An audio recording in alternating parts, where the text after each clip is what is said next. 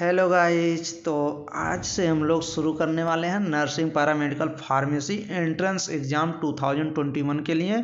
जितने भी यूनिवर्सिटी कहीं पे ऑल इंडिया में कहीं पे यूनिवर्सिटी हो या फिर बीएचयू हो गया, केजीएमयू हो गया, जेएसवीएम कानपुर या फिर सीपी नेट सेफई इटावा कहीं का भी हो, अगर बीएससी नर्सिंग एम्स हो गया, तो सभी जहाँ भी एंट्रेंस एग्जाम होते हैं तो ये सभी क्वेश्चन आप लोग के लिए वेरी मोस्ट इंपॉर्टेंट है, क्योंकि सिलेबस सभी का कुछ डिफरेंस है। तो सिलेबस की एक वीडियो बनी हुई है, एक बुक की वीडियो बनी हुई कि कौन सी बुक से आप पढ़ाई कर सकते हैं। सभी की जितनी 3 वीडियो बनी हुई हैं तो आप लोग डिस्क्रिप्शन बॉक्स में उन सभी वीडियो की लिंक मिल जाएगी। तो आज के इस वीडियो में हम लोग फिजिक्स, केमिस्ट्री, बायोलॉजी तीनों मॉडल टेस्ट पेपर करेंगे। और स्टूडेंट आप लोग पहले ये जान लीजिए कि कैसे क्या होगा। मॉडल टेस्ट पेपर जो कराया जाएगा वो वीक में एक बार, तो हफ्ते में एक बार एक मॉडल टेस्ट पेपर कराया जाएगा। और ये समझिए कि डेली जो होगी आपकी वीडियो पढ़ती रहेगी, हिंदी इंग्लिश सभी पढ़ती रहेंगी। तो डेली तो वीडियो पढ़ती रहेगी चैप्टर वाइज, बट एक मॉडल टेस्ट पेपर एक कराया जाएगा डेली। तो हम आज मॉडल टेस्ट पेपर से आप लोग की शुरुआत करते हैं।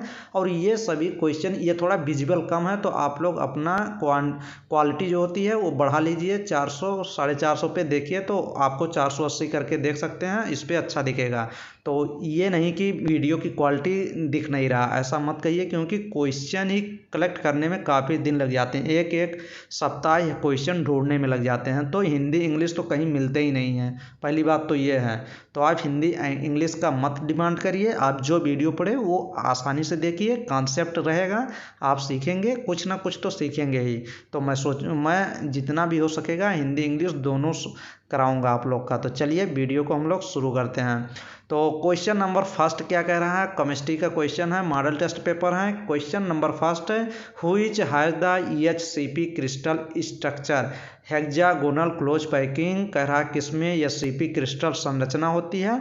तो ये दिया है इसमें फर्स्ट ऑप्शन, सेकंड और थर्ड, और ये दिया है लास्ट ऑप्शन। तो इसमें किसमें एचसीपी क्रिस्टल पाया जाएगा। तो हेक्सागोनल क्लोज पैकिंग में मेटल पाए जाते हैं। मेटल में इसमें स्ट्रक्चरल अरेंजमेंट जो होता है वो मेटल में होता है।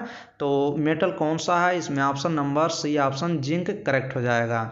नेक्स्ट नंबर क्वेश्चन कह रहा है प्रथम क्रम में प्रतिक्रिया के लिए वेग स्थिरांक की इकाई होती है। तो कह रहा है unit of rate constant first order reaction chemical kinetics chemistry में जब जाएंगे वहाँ पे चैप्टर में, तो फर्स्ट आर्डर रिएक्शन का हम लोग का क्या पूछ रहा है, वेग। ये देख लीजिए प्रथम क्रम में प्रतिक्रिया के लिए वेग स्थिरांक की इकाई क्या होती है। तो आपको यूनिट पता होना चाहिए, zero order, first order, second order की यूनिट अगर आपको पता रहेगी तो आप लोग आसानी से क्वेश्चन सॉल्व कर पाएंगे। अब यहाँ फर्स्ट आर्डर की पूछ रहा है, तो फर्स्ट आर्डर का क्या होगा, फर्स्ट आर्डर का मोल लीटर सेकेंड इनवर्स होता है, तो टाइम के इनवर्स होता है। तो कौन सा ऑप्शन इसमें करेक्ट हो जाएगा। अब ये क्वेश्चन आप लोग के लिए एकदम सिंपल भी हो गया, तो आप लोग को ये क्वेश्चन एकदम गलत नहीं करना, फर्स्ट ऑप्शन ही करेक्ट हो जाएगा इस क्वेश्चन का। जैसे आप लोग लिख सकते हैं जीरो आर्डर रिएक्शन एक होता है, जीरो आर्डर रिएक्शन। तो जीरो आर्डर रिएक्शन का आप लिख लीजिए, जीरो आर्डर रिएक्शन का होता है मोल लिख लीजिए, मोल लिख लीजिए, लीटर, लीटर इनवर्स कर लीजिए, लीटर इनवर्स, और टाइम सेकंड इनवर्स कर लीजिए। मोल लिख लीजिए, लीटर इनवर्स, सेकंड इनवर्स, ये जीरो आर्डर रिएक्शन का है। और फर्स्ट आर्डर का आप रिएक्शन भी लिख सकते हैं। फर्स्ट आर्डर का होता है मोल होता है, लीटर होता है, और टाइम के इनवर्स होता है सेकंड इनवर्स। तो ये आप लोग लिख लीजिए। और फिर सेकंड आर्डर का भी चलिए हम लोग बता देते हैं। सेकंड आर्डर का क्या होगा, तो मोल इन्वर्स कर लीजिए, लीटर पे कुछ नहीं रहेगा, सेकंड पे इन्वर्स कर लीजिए। तो ये सेकंड आर्डर का हो जाएगा। तो चलिए इस क्वेश्चन का ऑप्शन नंबर फर्स्ट ही करेक्ट होगा। नेक्स्ट क्वेश्चन देखते हैं, क्वेश्चन नंबर थर्ड, निम्न में कौन एक अवरोधक है। Which of the following is insulator का काम कौन करता है इसमें।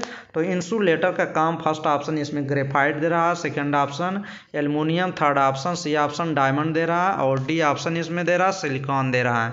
तो कौन सा ऑप्शन इसमें करेक्ट हो जाएगा, इसमें थर्ड ऑप्शन डायमंड करेक्ट हो जाएगा, इसमें सी ऑप्शन करेक्ट हो जाएगा। डायमंड क्या होता है, एक बार क्वेश्चन ये भी पूछा गया था कि डायमंड का हाइब्रिडाइजेशन पूछा था। तो हाइब्रिडाइजेशन sp3 होता है, आप लोग नोट डाउन कर लीजिए। डायमंड का हाइब्रिडाइजेशन sp3 हाइब्रिडाइजेशन होता है। और एक बार क्वेश्चन ये भी पूछा था कि डायमंड क्या होता है, non conductor of heat and electricity होता है। तो ये non conductor of heat and electricity होता है, ये आप लोग नोट डाउन कर लीजिए। नेक्स्ट क्वेश्चन देख लीजिए, NaCl दिया गया है, sodium ion Na positive ion का संयोजन संख्या कितना होगा, कोऑर्डिनेशन नंबर पूछ रहा है। सोडियम NaCl दिया गया है, इसमें Na निगेटिव का पूछ रहा है। Na पॉजिटिव का अगर पूछता तो डायरेक्ट हम लोग 6 सही कर देते, बट यहाँ पे निगेटिव करेगा तो 1 घटा देंगे। NaCl में ऐसे आप लोग लिख सकते हैं Na पॉजिटिव Cl निगेटिव। अब इसमें आप लोग को पता होना चाहिए कि Na पॉजिटिव का कोऑर्डिनेशन नंबर 6 होता है, Na पॉजिटिव का 6 होता है और Cl निगेटिव का Na पॉजिटिव का 6 होता है और Cl निगेटिव का 6 होता है।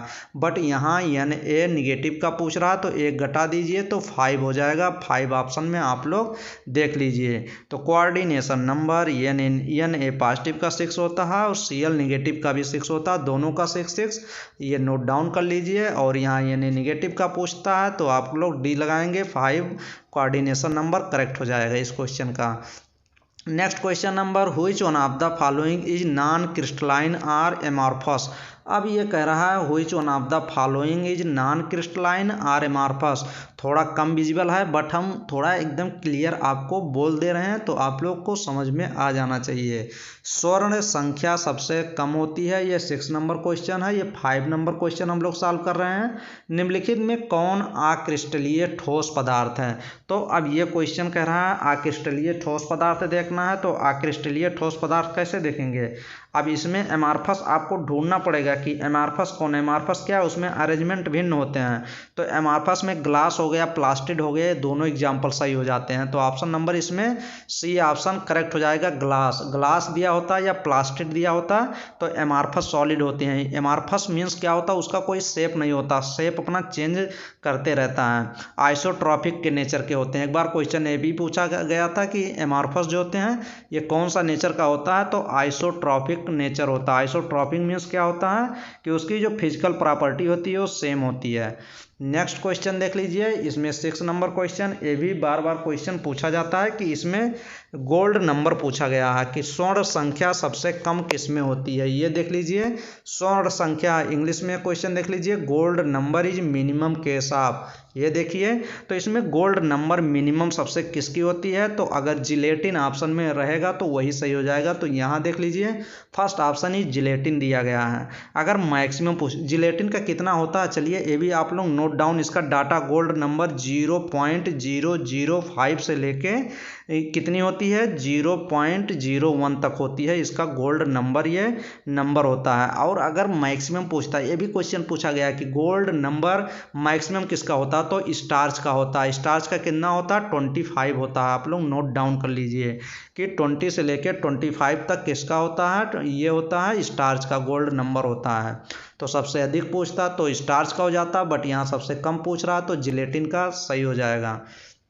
नेक्स्ट क्वेश्चन नंबर, थर्माइट विध में अपचायक होता है, तो थर्माइट विध the thermite process reducing agent. अब आपको थर्माइट प्रोसेस में पता होना चाहिए कि क्या करते हैं। थर्माइट प्रोसेस में मेल्टिंग पॉइंट सबसे अधिक होता है, तो मेल्टिंग पॉइंट सबसे किस में अधिक होगा, तो एल्युमिनियम का क्या होता है, मेल्टिंग पॉइंट जो होता है वो सबसे अधिक होता है। तो आप लोग ये देखिए कौन सा ऑप्शन इसमें करेक्ट हो जाएगा। एक एल्युमिनियम थर्माइट प्रोसेस होता ही है, उसका नाम ही होता है gold Smith aluminium thermic process होता है। उसमें एल्युमिनियम यूज करते हैं, उसका मेल्टिंग पॉइंट वेरी हाई होता है। तो ऑप्शन नंबर कौन सा करेक्ट करेंगे इसमें, इस क्वेश्चन में एल्युमिनियम ऑप्शन करेक्ट हो जाएगा। ये लोग आप लोग देख लीजिए। नेक्स्ट क्वेश्चन कह रहा है सल्फाइड अयस्क के सांद्रण की विधि क्या है, तो ये देख लीजिए number 8 the process employed for the concentration of sulphide ore.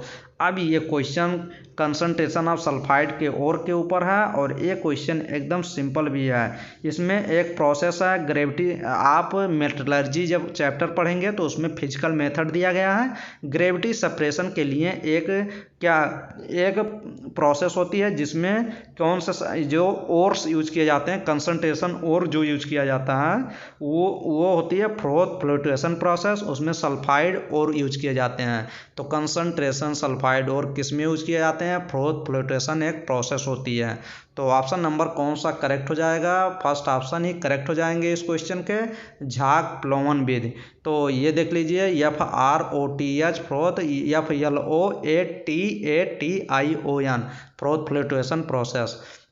Next 9 number question कह रहा है कैसिटराइट इज एन और ऑफ। अब ये क्वेश्चन एकदम देख लीजिए, कैसिटराइट किसका और होता है, निकिल का, मैग्नीज का, या फिर लेड का, या फिर टिन का। अब ये भी क्वेश्चन आपको पता होना चाहिए।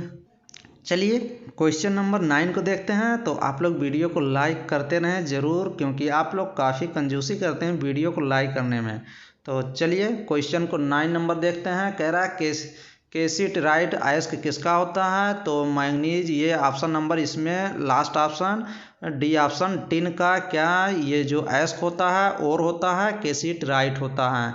तो ये क्वेश्चन पूछा भी गया है सिनेबार, ये भी काफ़ी बार क्वेश्चन पूछा गया, सिनेबार का फार्मूला क्या होता है। तो 10 का ऑप्शन नंबर फर्स्ट ही देख लीजिए, HGS ऑप्शन नंबर फर्स्ट ही करेक्ट हो जाएगा। HGS किसका सिनेबार कहते हैं, ये फार्मूला ही होता है। Next question number carbogen, carbogen भी पूछा गया है कि कार्बोजन क्या होते हैं। तो कार्बोजन का फार्मूला CO2 के साथ कहीं भी ऑक्सीजन लग जाता है तो वो कार्बोजन होता है। तो इसमें ऑप्शन नंबर 11 का कौन सा ऑप्शन करेक्ट हो जाएगा, सी ऑप्शन आप लोग देख रहे हैं। तो वो ऑक्सीजन के साथ CO2 लगा है, तो यही ऑप्शन कार्बोजन का फार्मूला होता है, सही हो जाएगा।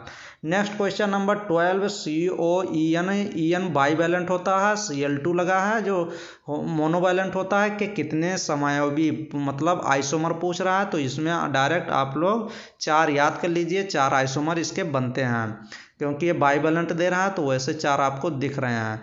अब इसमें 13 ऑप्शन नंबर में ऐसी वीडियो मेरे चैनल पे कराई गई है, अगर आप वो कोऑर्डिनेशन कंपाउंड वाला वीडियो देख लेंगे तो एकदम क्लियर हो जाएगा, ये कभी गलत नहीं करेंगे। तो पहले तो आपको आयरन पे ऑक्सीडेशन निकालना है, तो आयरन पे ऑक्सीडेशन निकालेंगे तो 2 हो जाएगा, क्योंकि यहाँ -6 यहाँ +4, तो यहाँ पे -2 आ जाएगा। तो पहले फर्स्ट पे आपको क्या पता होना चाहिए, इलेक्ट्रॉनिक कॉन्फ़िगरेशन आयरन का पता होना चाहिए। तो 3d6 4s2 जिसका इसका इलेक्ट्रॉनिक कॉन्फ़िगरेशन होता है, तो +2 है तो +2 कट जाएगा 3d6 का।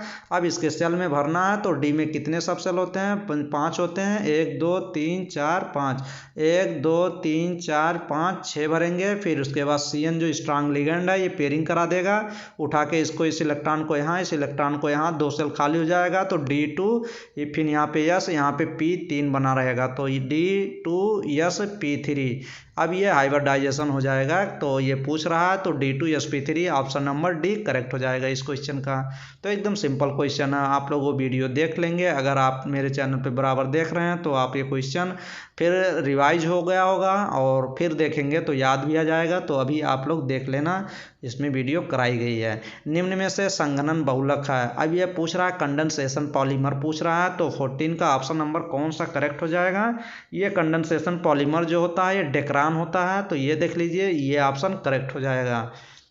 Next question number 15 number question कह रहा है नायलॉन 6 क्या होते हैं। तो नायलॉन 6 जो होते हैं वो पॉलीमाइड होते हैं, तो ऑप्शन नंबर फर्स्ट ही करेक्ट हो जाएगा इस क्वेश्चन का, पॉलीमाइड हो जाएगा। तो ऑप्शन नंबर फर्स्ट ही करेक्ट हो जाएगा। नेक्स्ट क्वेश्चन नंबर, निम्न में कौन जैव अपघटनीय बहुलक है। Which of the following biodegradable polymer, जो मतलब बायोडिग्रेडेबल जो ब्रेक हो जाते हैं मिट्टी में, मतलब बायोडिग्रेडेबल हैं, सड़ गल जाते हैं, बेकार हो जाते हैं। तो नॉन बायोडिग्रेडेबल होते हैं और बायोडिग्रेडेबल होते हैं। तो 16 का ऑप्शन नंबर कौन सा करेक्ट हो जाएगा। अब डी ऑप्शन इसमें देख लीजिए, डी ऑप्शन क्या दे रहा है, नायलॉन 6 क्या होते हैं, बायोडिग्रेडेबल होते हैं। तो option number C option D option correct हो जाएगा, नायलॉन 6।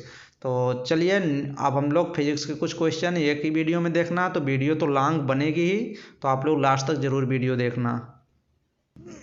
तो चलिए हम लोग बायोलॉजी के कुछ very most important question discuss करते हैं, और ये सभी क्वेश्चन बार बार एंट्रेंस एग्जाम में पूछे गए हैं और पूछे जाने के चांस हैं।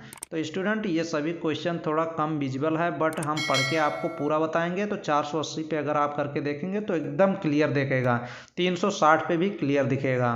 तो आप लोग क्वालिटी बढ़ा लीजिए। तो चलिए, भ्रूण संवर्धन प्रयुक्त होता है, embryo culture is used in, embryo culture use किया जाता है किस में, क्लोनल जनन में या समाक्लोनल विभिन्नताओं का प्रेरण या संकरण अवरोधकों को दूर करना, या विषाणु मुक्त पौधे विकसित करना। तो ऑप्शन नंबर इम्ब्रियो कल्चर जो यूज किया जाता है ये रिमूवल ऑफ एब्स्टेकल ऑफ हाइब्रिडाइजेशन, तो ऑप्शन नंबर सी करेक्ट हो जाएगा। नेक्स्ट क्वेश्चन नंबर, डीएनए शुद्धिकरण के दौरान पादप कोशिकाओं के लिए कौन एंजाइम व्यवहार में लाया जाता है? तो डीएनए शुद्धिकरण के दौरान पादप कोशिकाओं में, ये देख लीजिए यहीं से आप क्वेश्चन पकड़ेंगे। प्लांट, ये कह रहा है कहाँ पे, प्लांट सेल की बात कर दिया, जैसे प्लांट सेल की बात कर दिया तो ऐसे सेलुलेज सही हो जाएगा। काइटिनेज फंजाई में होता है, तो ये देख लीजिए, तो ऑप्शन नंबर इसमें फंजाई दिया होता तो काइटिनेज, बट प्लांट में सेलुलेज, तो ऑप्शन नंबर बी करेक्ट हो जाएगा इस क्वेश्चन में। नेक्स्ट क्वेश्चन नंबर थर्ड देख लीजिए, थर्ड में ऑप्शन नंबर कौन सा कह रहा, थर्ड नंबर, वांछित विशेषताओं वाले पौधों और जंतुओं को प्राप्त करना किसके द्वारा संभव हुआ?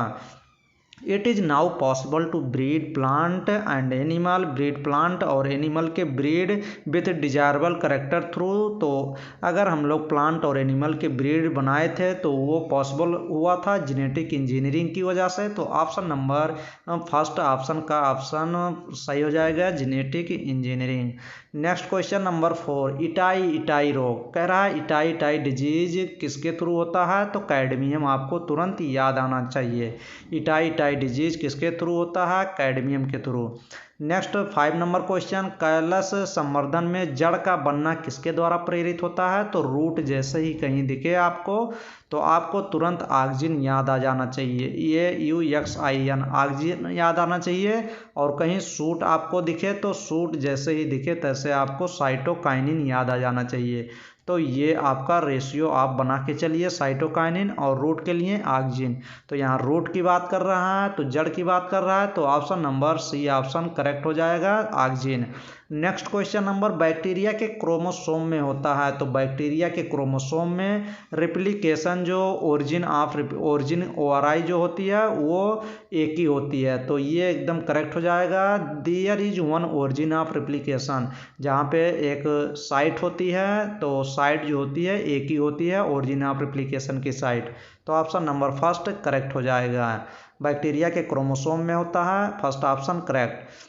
नेक्स्ट क्वेश्चन नंबर, विश्व पर्यावरण दिवस मनाया जाता है, तो ये तो क्वेश्चन हर एक साल, मान लीजिए 2021 में आप 3-4 जगह एग्जाम देने वाले हैं, तो कहीं ना कहीं क्वेश्चन तो आपको ये 100% पूछा ही जाएगा कि विश्व पर्यावरण दिवस मनाया जाता है, तो world environment day is observe in 5 जून, ये सभी को याद भी रहता है, और जिसको नहीं याद होगा आज के बाद याद हो जाएगा कि 5 जून को क्या मनाया जाएगा, वर्ल्ड इन्वायरमेंट डे, विश्व पर्यावरण दिवस मनाया जाता है। नेक्स्ट क्वेश्चन नंबर, नील देह सिंड्रोम किसके द्वारा होता है? तो ये ब्लू बॉडी सिंड्रोम, इसी को ब्लू बेबी सिंड्रोम भी कहते हैं। ब्लू बेबी सिंड्रोम में बच्चा थोड़ा 9 मंथ पहले डिलीवरी उसकी हो जाती है, कम विकसित होता है और उसकी शरीर पूरी ब्लूइश कलर की हो जाती है, तो ये मिथाइमोग्लोबिन की वजह से होता है। मिथाइमोग्लोबिन ऑक्सीजन से कंबाइन कर लेता है मीथेन, और ये ब्लड में ऑक्सीजन को छोड़ता नहीं है, इसीलिए बॉडी पूरी ब्लूइश हो जाती है,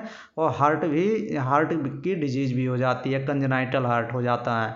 तो ऑप्शन नंबर मिथाइमोग्लोबिन्स आपको याद करने हैं, मिथाइमोग्लोबिन्स की वजह से ब्लू बेबी सिंड्रोम होता है, तो ऑप्शन नंबर कौन सा करेक्ट हो जाएगा, last option methaemoglobin. Next question number 9 number, ऊतक संवर्धन में प्रकट होने वाली विभिन्नताएं क्या हैं? Variation found in tissue culture, tissue culture में आपको कौन सी वेरिएशन दिखाई देती है? ऊतक संवर्धन में प्रकट होने वाली विभिन्नताएं क्या होती हैं? तो ऑप्शन नंबर फर्स्ट ही करेक्ट हो जाएगा, first option somaclonal variation, first option ही करेक्ट हो जाएगा। क्वेश्चन नंबर 10 क्या कह रहा है? कह रहा है during which stage of sewage treatment microbes are use, वाहिद जलमल उपचार के किस स्टेज में सूक्ष्म जीवों का प्रयोग होता है? तो वो डायरेक्ट याद कर लीजिए, द्वितीय उपचार में, सेकेंडरी ट्रीटमेंट में, क्योंकि सेकेंडरी ट्रीटमेंट का एक बार क्वेश्चन पूछा गया था कि सेकेंडरी ट्रीटमेंट को बायोलॉजिकल ट्रीटमेंट भी कहते हैं, तो आप लोग नोट डाउन भी कर सकते हैं, बायोलॉजिकल ट्रीटमेंट कहते हैं, किसको कहते हैं? सेकेंडरी ट्रीटमेंट को।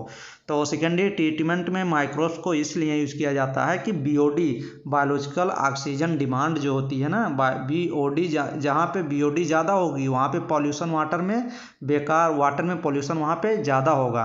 तो सेकेंडरी ट्रीटमेंट में माइक्रोब्स, एरोबिक माइक्रोब्स जो ऑक्सीजन वाले माइक्रोब्स को उसमें डाल देते हैं तो वो बीओडी ऑक्सीजन कंज्यूम कर लेता है, तो बीओडी वहाँ पे डाउन कर देता है, मतलब घटा देता है, तो और वाटर की गुणवत्ता को बढ़ा देता है। इसीलिए CO2 बी ऑप्शन करेक्ट हो जाएगा। इसमें माइक्रोब्स यूज करते हैं, एरोबिक माइक्रोब्स। नियंत्रक जीन को क्या कहा जाता है? Regulatory gene is also called, उसको कहते हैं इनहिबिटरी जीन। तो फर्स्ट ऑप्शन निरोधक जीन, तो फर्स्ट ऑप्शन ही करेक्ट हो जाएगा। नेक्स्ट क्वेश्चन नंबर, यूकैरियोट्स में इंटीग्रेटर जीन प्रोकैरियोट के किस जीन की तरह कार्य करता है? तो यूकैरियोट में एक इंटीग्रेटर जीन पाया जाएगा और वो कह रहा है कि प्रोकैरियोट में किस जीन की तरह कार्य करता है। तो अब यह क्वेश्चन आप लोग देख लीजिए, 12 का ऑप्शन नंबर कौन सा करेक्ट हो जाएगा? इसमें फर्स्ट ऑप्शन ही करेक्ट हो जाएगा, रेगुलेटरी जीन। तो ऑप्शन नंबर फर्स्ट करेक्ट हो जाएगा, नियंत्रक जीन कहते हैं यूकैरियोट में। Next question number, Which of the following pairs of amino acid not present in pulse? दालों में अनुपस्थित अमीनो अम्ल का जोड़ा होता है। तो कह रहा है कि दाल में पल्स में क्या नहीं पाया जाएगा? तो पल्सेस में मिथियोनिन एंड सिस्टीन। तो ऑप्शन नंबर ये सी ऑप्शन करेक्ट हो जाएगा, मिथियोनिन एंड सिस्टीन पल्स में नहीं पाया जाएगा। Important question, note down. Next question number 14, protein संश्लेषण में दो अमीनो अम्ल के बीच किस प्रकार का बंध होता है? तो अमीनो अम्ल के बीच पेप्टाइड बॉन्ड प्रेजेंट होता है। Note down, important question.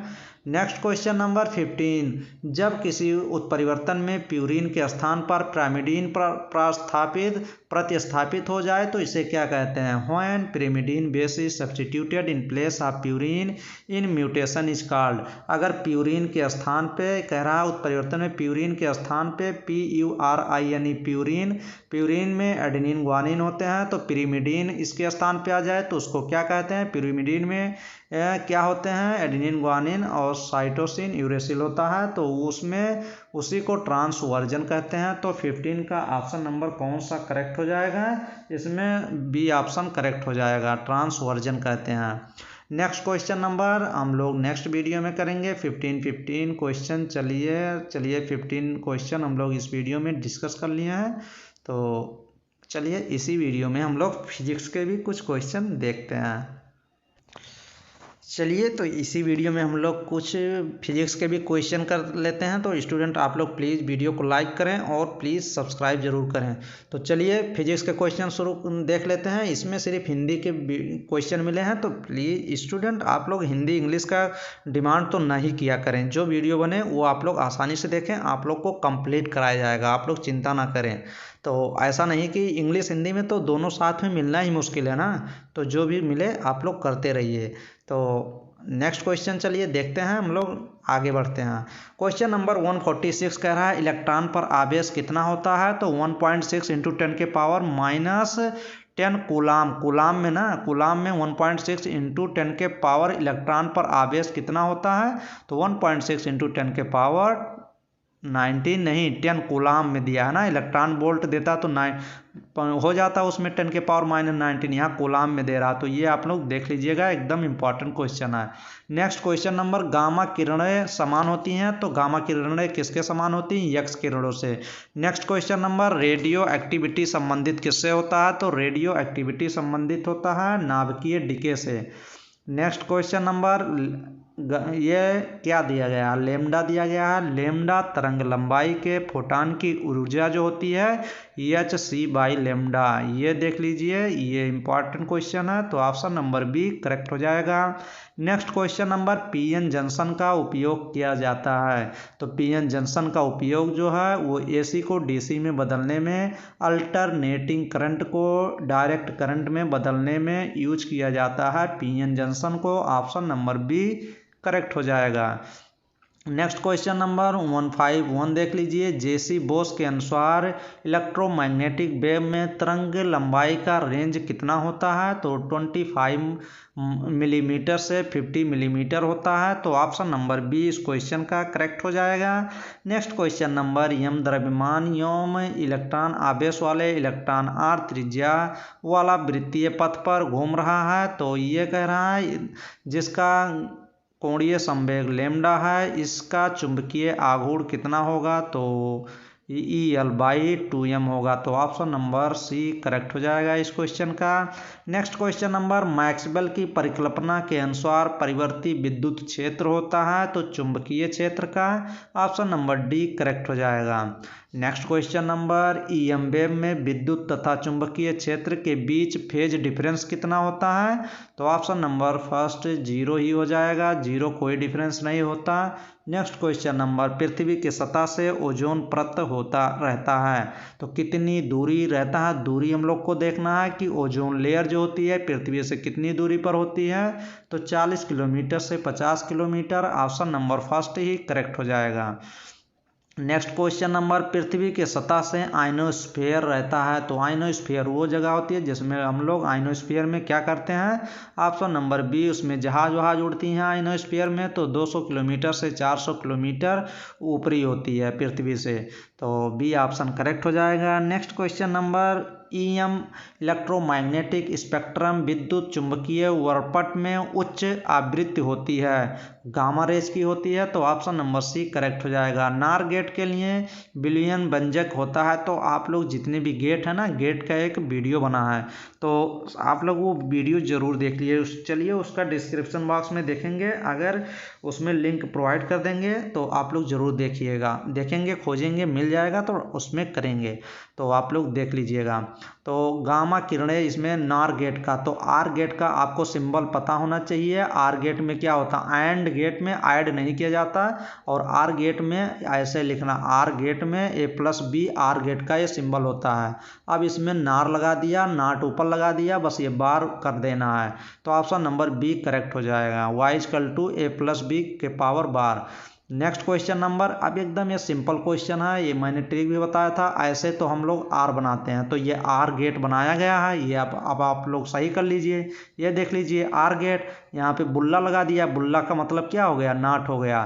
तो आर और नाट क्या हो गया? अब आप लोग देख लीजिए, नार गेट होना चाहिए। ये देखिए आर तो पहले ऐसे देख लीजिए, अगर ऐसे बनाता ना एकदम सिंपल ऐसे करता तो ये तो नैंड गेट हो जाता, क्योंकि नाट गेट हो जाता एकदम ऐसे तीर की तरह, लाठी की तरह ऐसे कर देता। बट यहाँ थोड़ा ऐसे तिरछा कर दिया तो ये आर गेट सिंबल हो गया, और यहाँ पे बुल्ला लगा दिया तो ये नाट गेट का सिंबल होता है। तो ये ऑप्शन करेक्ट हो जाएगा। एकदम ट्रिक के माध्यम से बताए हैं, उस वीडियो को आप जरूर देखेंगे, कोई भी गेट का क्वेश्चन आप गलत करेंगे ही नहीं कभी जीवन में। नेक्स्ट क्वेश्चन नंबर 160, सामान्य आंख के लिए स्पष्ट दृष्टि की न्यूनतम दूरी कितनी होती है? तो ये भी क्वेश्चन सिंपल है, डी ऑप्शन सही हो जाएगा। 25 सेंटीमीटर से कम कर देंगे तो आपको धुंधला दिखाई देने लगेगा, अच्छे से दिखाई नहीं देगी ऑब्जेक्ट जो भी वस्तु देखेंगे। नेक्स्ट क्वेश्चन नंबर, निम्नलिखित में से कौन विद्युत क्षेत्र द्वारा विच्छेदित होता है? तो ऑप्शन नंबर डी कैथोड किरणें होती हैं।